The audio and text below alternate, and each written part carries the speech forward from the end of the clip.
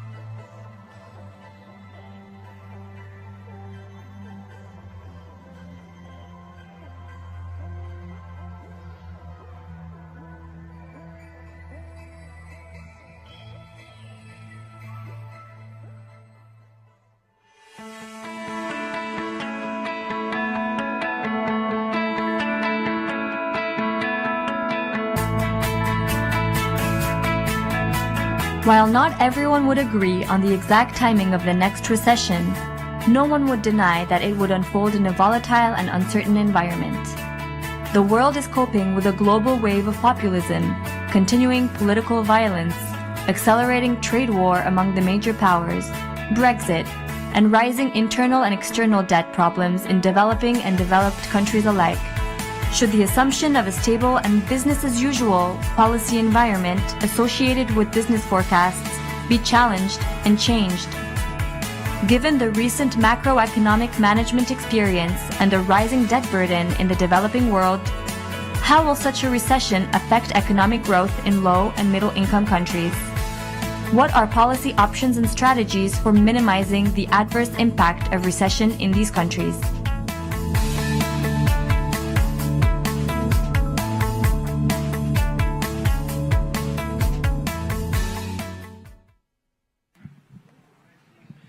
Ladies and gentlemen, please welcome to the stage our moderator for this session, editor at Quartz Africa, Yinka Adeguke.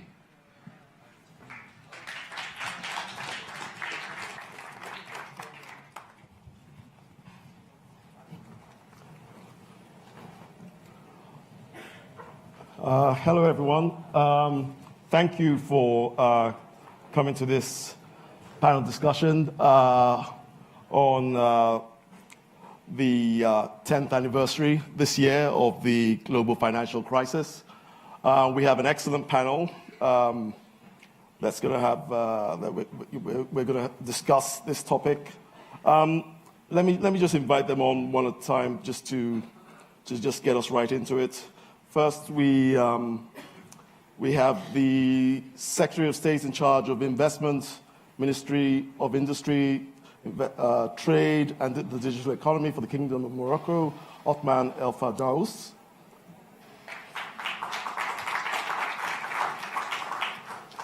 Then we have the Minister for Finance from the government of Malta, Edward Shikluna.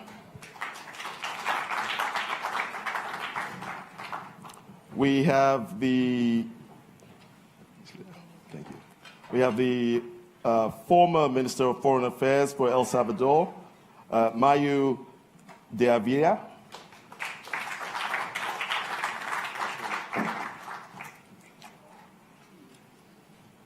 We then have Ottaviano Canuto. He's a senior fellow of the Policy Center for the New South, our hosts.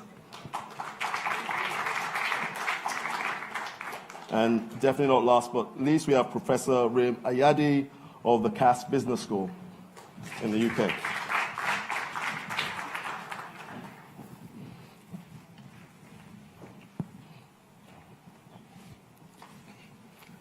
Thank you all for coming, and thanks to the audience for being here. This topic is one that is kind of in the air.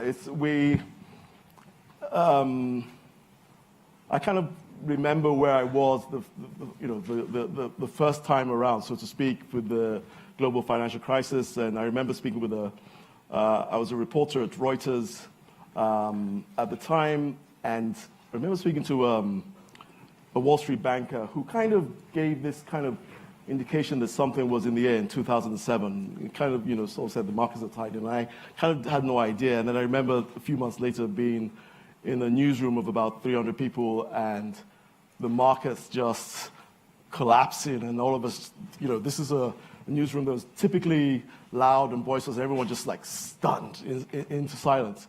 And it's become one of the, in terms of economies and businesses where you have these discussions, it's become one of those where you when it happens kind of things, and one of those key points in history, and everything seems to start all over again from there. So the reason we're having discussion is that the U.S.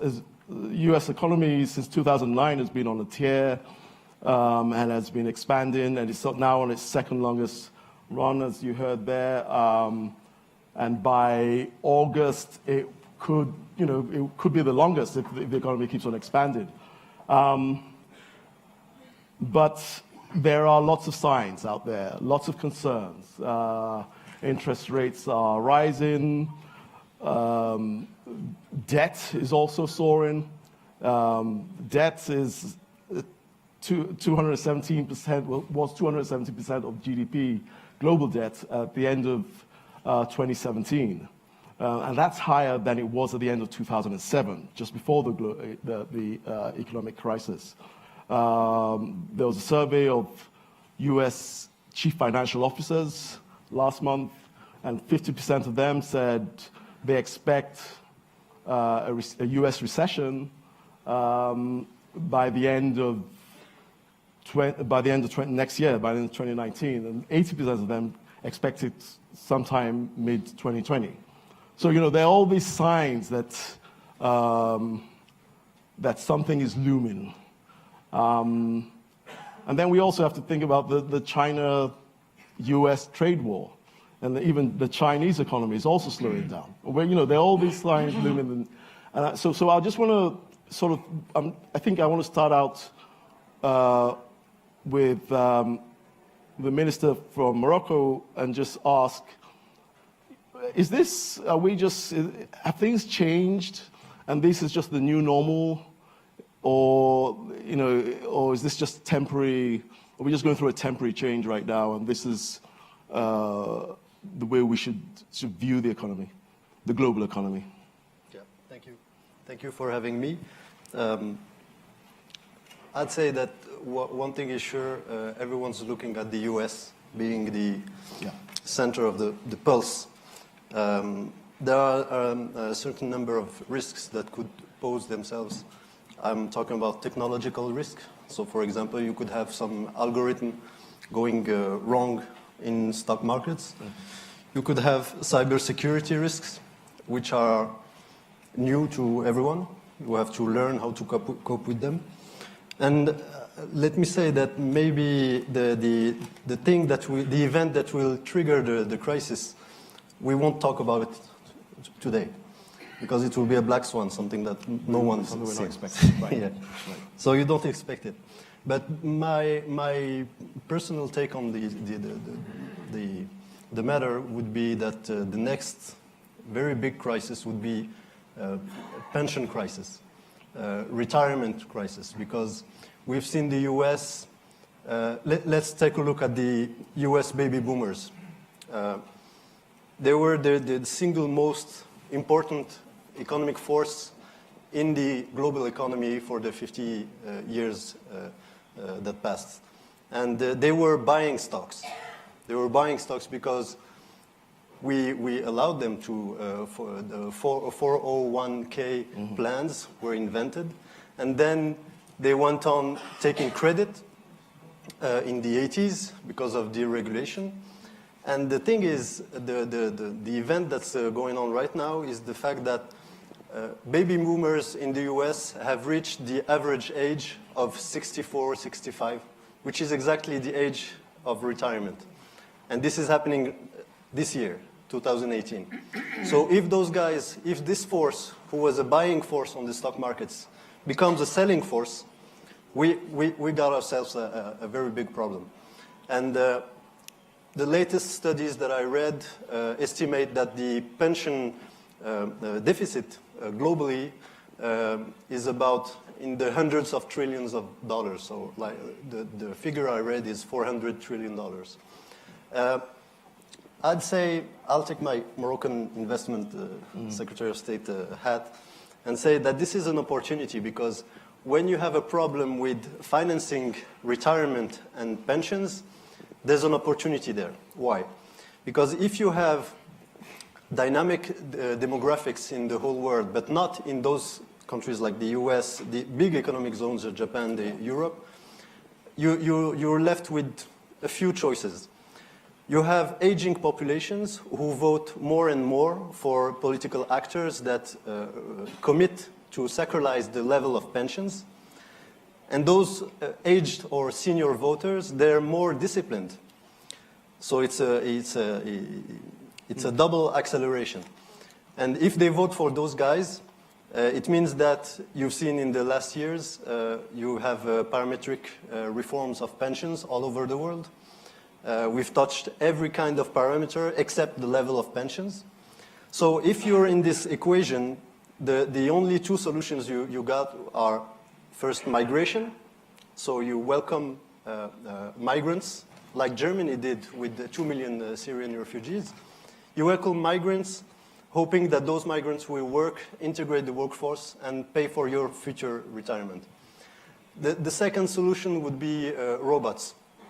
So you see Germany being a good example of those two first solutions, migration and robots, Industry 4.0, etc. And we've seen, interestingly, debates in Brussels where I think it was in the parliament in Strasbourg, and they were discussing the fact that robots should pay cotisation sociale. I don't know how to say it. Taxes. They want robots to pay cotisation sociale so that they can go to... We've had Bill Gates discuss this. Exactly. Yeah. So it's interesting that those ideas are floating in the air, because people understand that either you have migration, either you have robots. I personally have a third solution for this impossible equation, and that would be economic integration through investment with countries with a dynamic demographic profile, which can be done because when Japanese global players in manufacturing or automotive industry invest in Morocco, you know that the first private sector employer in Morocco is a Japanese company. It's an automotive manufacturing company. When they invest here, their returns, the higher returns they get from Morocco, are made to finance the retirement of older Japanese populations and older consumers in the world. So I think this third solution of economic integration through investment is a major solution that should be analyzed. Okay, that's great. That's the Morocco pitch as part of that, for the answer. I'd like first to just pick up one point that was made. I'm not an economist, so being a decision maker, I can only see that there's a crisis in economic science and how all the solutions, the economic solutions that economic science brings to decision makers. And I'd say that facing those kind of uncertainties, I cannot trust economists. This is why my first intervention was about demographics, because a demograph is a predictable science. The other kind of predictable science would be technology. So I cannot say where the stock market or inflation rate will be, but I can say roughly where technology is going. And I'd like just to pinpoint one single piece of technology that could change everything, but nobody talks about it. The artificial intelligence when it comes to natural language processing. So if in the 5 to 7 to 8 years to come, there's a new way of systematic translation, instant systematic translation technology that breaks through the market, that means that you have instantly 4 billion people joining the global market. It could even usher a new era, a new wave of globalization. So our discussion today about crisis will seem like a prehistoric discussion. So there are black swans, but there are also white swans, I'd say. The other thing I'd like to say is, you talked about Morocco. Morocco was on a trend, 10-year growth trend of 4.7 growth average. After the crisis, we lost 1 point. We're 3.5 growth average since 2008. But the crisis didn't didn't impact Morocco in 2007, neither in 2008. It took 2 years to impact the Moroccan economy. So this is, you can call it resilience. You can also call it not being so integrated in the global economy. So it depends how you want, at what level you want to read it. But I'd say that Morocco is taking steps to improve that resilience. So for example, the flexibility for the Moroccan dirham on the monetary market. This is important because it gives you assurance that, you know, we always say Morocco is a stable country, stable country, stable country. I don't like the word stable because stable means you pretend you never fall. Whereas resiliency means you can fall, but you get up again. And that's exactly what we try to do in Morocco. Okay, before we have to run. What you say, only told us beforehand. Go on. Just one quick idea. What is possible is to put some science in the decision making. So there's an example from Latin America, Chile, which is specific, but it's good to remember that Chile has